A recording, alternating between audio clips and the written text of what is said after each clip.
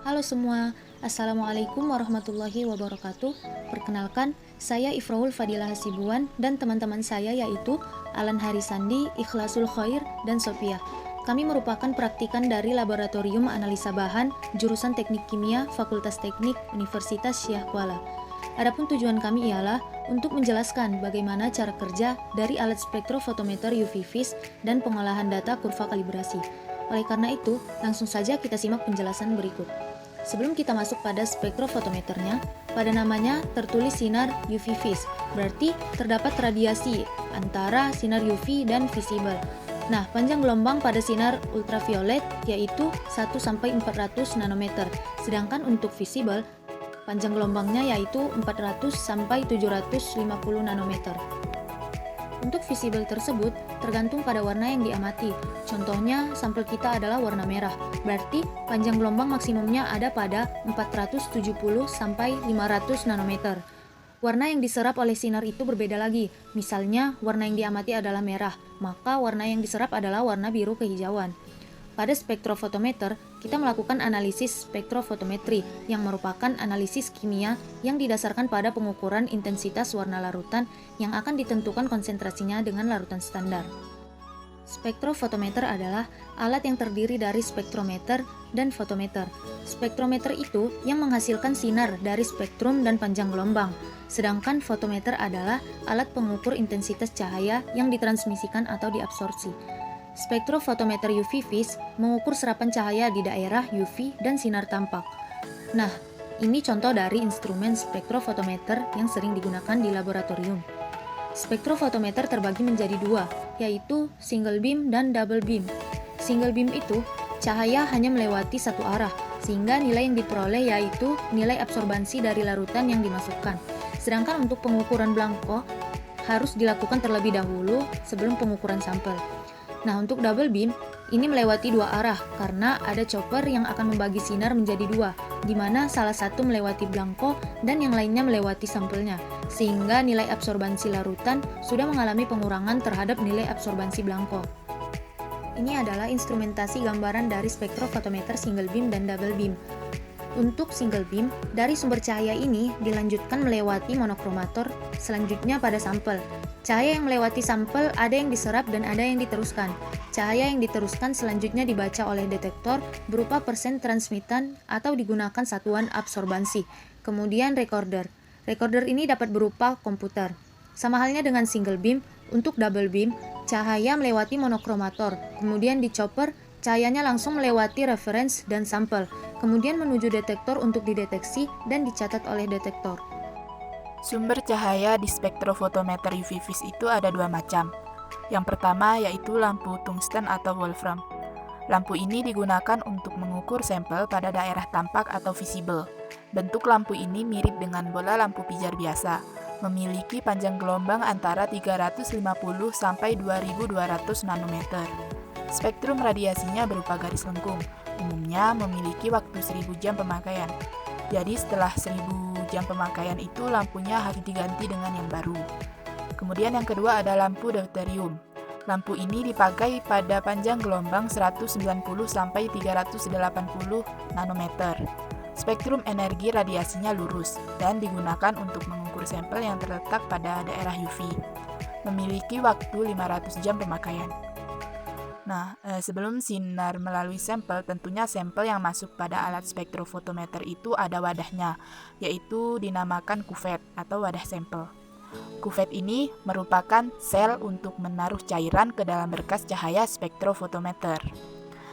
Bahan kuvet berpengaruh terhadap panjang gelombang yang dipakai, bahan kaca untuk panjang gelombang sinar tampak, sedangkan kuarsa untuk sinar ultraviolet. Pada spektrofotometer UV vis double beam, panjang kuvet harus sama atau matching kuvet. Jadi panjang dari diameter kuvet itu harus sama. Nanti cahaya yang keluar akan diteruskan oleh monokromator. Monokromator adalah alat yang akan memecah cahaya polikromatis menjadi cahaya tunggal atau monokromatis dengan komponen panjang gelombang tertentu. Bagian-bagian monokromator yaitu yang pertama ada prisma yang berfungsi mendispersikan radiasi elektromagnetik sebesar mungkin supaya didapatkan resolusi yang baik dari radiasi polikromatis. Yang kedua ada grating atau kisi difraksi. Kisi difraksi memberi keuntungan lebih bagi proses spektroskopi. Dispersi sinar akan disebarkan merata dengan pendispersi yang sama. Hasil dispersi akan lebih baik. Selain itu, kisi difraksi dapat digunakan dalam seluruh jangkauan spektrum. Jadi, sinar akan disebarkan merata.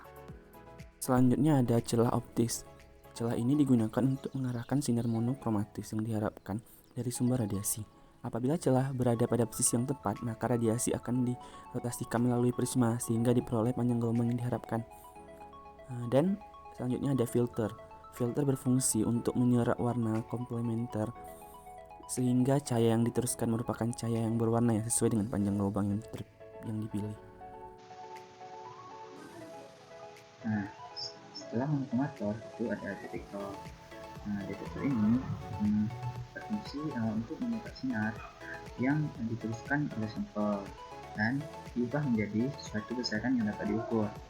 Detektor yang digunakan itu berupa alat fotoelektronik yang mengubah energi sinar menjadi energi listrik atau isyarat listrik.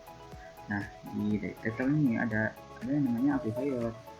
Amplifier itu untuk menangkap isyarat masuk atau input dari rangkaian detektor dan melalui beberapa proses elektronik tertentu menghasilkan suatu isyarat keluar atau output yang beberapa kali lebih besar dari isyarat input. Nah, selanjutnya itu ada recorder.